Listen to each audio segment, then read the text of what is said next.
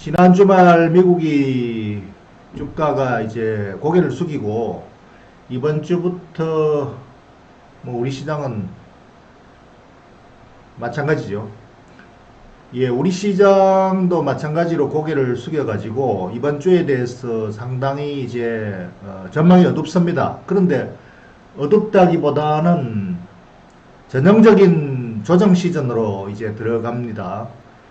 뭐 미국에서 포스트 어닝 시즌이라 그래가지고 실적 시즌 때 주가들이 활발하게 벌떡거리던 것이 이제 잠잠해지고 그 반작용으로 주가가 좀 떨어집니다.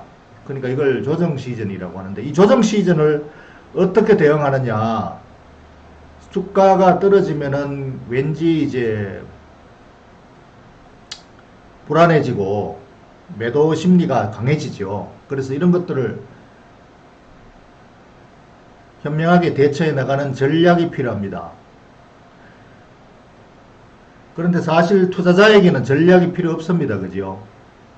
투자자는 장기적으로 보유하기 때문에 주가의 그 변동, 등락, 또 트레이더들이 어떻게 해서 주가가 어떻게 움직이는가를 관찰하는 시기에 불과합니다. 사실은. 그런데 시장의 참여자들이 95% 내지 99%가 트레이더들, 매매자들이기 때문에 온통 거기에 작은 움직임에 굉장히 그 민감해지고 또 언론의 헤드라인이 민감하게 달립니다. 그러니까 그런 것들을 염두에 두시고 시장 대응에 대해서 어떻게 트레이더들이 어떻게 대응하는가를 한번 살펴보기로 하죠. 지금 그 미국 시장 조정과 함께 뭐 글로벌 증시가 조정을 할 때는 동조하죠. 올라갈 때는 탈동조하고, 이로 인해서 저점이 어디냐 또 관심이 많습니다. 그래서 지금 코스피 저점에 대해서 2000포인트라고 하는 심리적인 저점을 이탈했기 때문에 새로운 그 다음 저점으로는 한 단계 툭 떨어질 것이 아니냐, 그냥 막연히 그렇게 추론하는 거죠. 심리적입니다. 다분히 심리적입니다. 미국은 우리가 지난 주말에 그 조정이 이미 나왔고, 이번 주 조정을 대개 전문가라는 게 매매자, 트레이더들입니다. 이 전문가들의 전망이 조정을 얼마나 더 할 것이냐에 따른 전략을 이미 대충 하고 있었죠. 그래서 이게 전 고점이 여기 보이시는 대로 전 고점이 1차 지지선이라고 대충 그 지난주에 한번 우리가 살펴봤죠. 그런데 지난 주말 금요일 날 전 고점을 이탈했죠. 전 고점이 2048포인트인가 뭐 그랬는데 그 이하로 이탈해 버렸습니다. 그러니까 지난 주말에 전문가들, 차티스트들, 뭐 대부분의 그 매매 전략가들이 그 다음 아래 아예 하단 전 저점을 아예 그냥 타겟으로 잡고 있더군요. 요게 6월 초가 전 저점이 됩니다. 그래서 요게 전 저점에서 반등하면은 이중 바텀이 됩니다. 그러니까 더블 바텀이 되죠. 그래서 이중 바닥이 만들어지면은 다시 올라갈 그런 뭐 가능성이 있다. 이게 지금 현재 이 차트 모양을 가지고 과거의 패턴을 그대로 반복하는 겁니다. 과거의 패턴이라고 해서 원칙적으로 뭐 공식적으로 정해져 있는 게 아니라 그럴 경우가 많았다라는 그냥 막연한 경험치의 횟수로 말하는 거죠.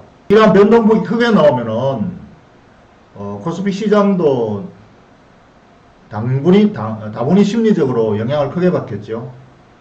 그래서 코스피 하단이 어디까지 보느냐 이런 질문들을 많이 합니다. 사실 그 공허한 소리죠. 하단이라는 게 그냥 지금 심리적으로 대충 뭐 어림잡아 볼 뿐이죠. 뭐 이건 뭐 뻔합니다. 한간 시중에서 전문가라는 사람들이 말하는 게 라운드 넘버 1900, 다음 저점은 1900까지 본다. 뭐 이걸 가지고 이 얘기를 하려고 열심히들 분석을 해가지고 복잡하게 얘기합니다만, 그 다음 이 1900 이탈하면은 그 다음에 이제 1800이다 그러겠죠. 1800이 또 쭉 과거에 쭉 연장해 보면은 1800으로 여기서 반등한 경우가 많았습니다. 그래서 지금 현재 월가의 그 구루들이라고 하는 또는 그 주요 자문사 뭐 투자 사모펀드 운용자들의 전략들을 쭉 들어보면은 대부분 지금 조정에서 조금 추가적인 조정으로 깊어지면은 추가 매수할 준비를 하고 있다.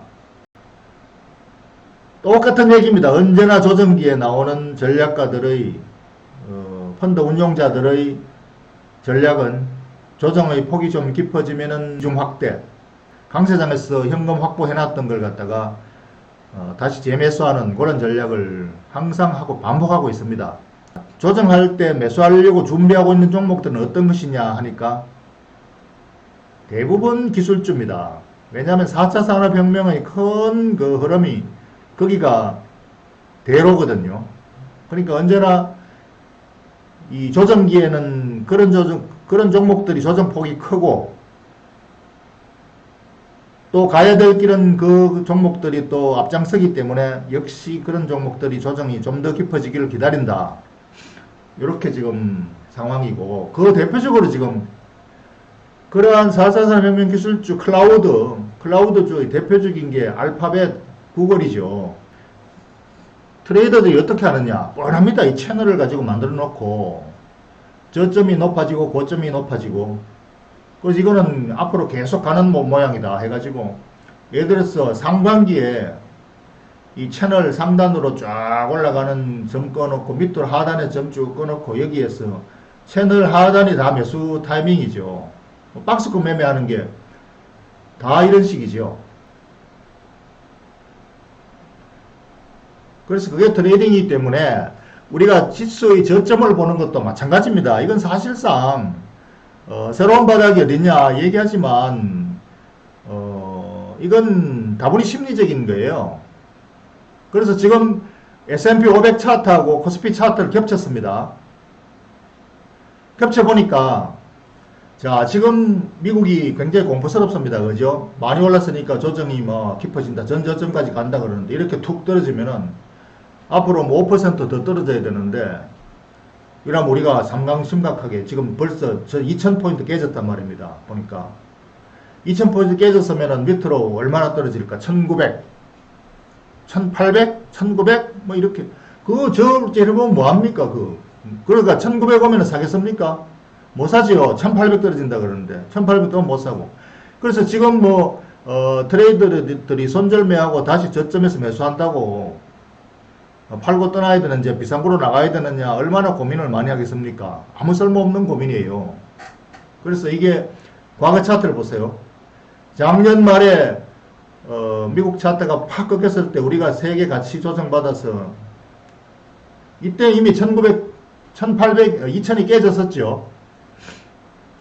그런데 다시 쌍야금 살짝 반등했다가 다시 2차로 미국 증시가 연말에 와장창 또 떨어졌죠. 그런데 우리 시장은 그때도 1900, 2000포인트가 깨졌지만 아슬아슬하게 그 2000포인트 밑에서 매달려 있었습니다. 그러니까 이때 떨어졌다가 다시 와장창 했는데도 전저점 이하로는 안 떨어졌다. 그러니까 2000포인트라는 게 상당히 심리적으로 편안한 지점인 것 같아요. 트레이더들이 2000포인트 근처에서는 사러 많이 들어온다. 좀 만만해 보인다 이거죠. 그러니까 다행히 우리는 미국의 추가 하락에도 불구하고 우리는 2000 근처에서는 머물러 있었다. 그렇다면은 이번 6월달 저점을까지 다시 돌아도 우리 6월달 저점이 그것도 2000포인트 근처인데 지금 이미 우리가 먼저 와 있단 말이에요. 작년 말처럼. 작년 말에도 우리가 먼저 와 있어가지고 이미 위에서 떨어지니까 이미 더 떨어질 거 없어가지고 조금 떨어지고 그냥 그 자리에 있었다. 요렇게 보면은 더 이상 뭐 별로 떨어질 게 없지 않을까. 진짜 바닥은 리얼 바닥, 리얼 바텀.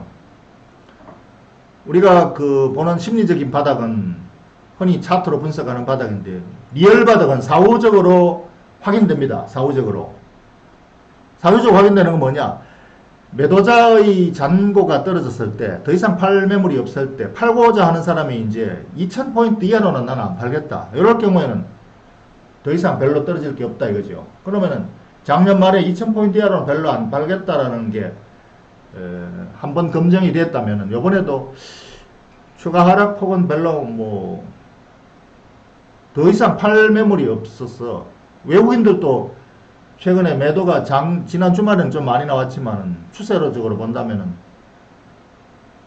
오히려 국내 기관보다 오히려 매수가 훨씬 더 많았죠. 그러니까 추가적인 하락은 별로 크지 않지 않을까, 뭐 저는 그렇게 봅니다. 근데 이것도 그냥 하나의 추론해 볼 따름이죠.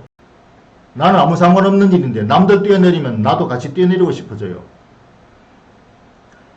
다만 고배당주, 내가 보유하고 있는 고배당주가 이런 시장 분위기 때문에 툭툭 많이, 우리 우선주 같은 경우는 물량이 적기 때문에 누가 조금만 던지면 5%씩 툭툭 떨어져 버립니다. 그때 추가로 조금씩 사는 기회로 삼으면은 그게 투자자의 전략입니다.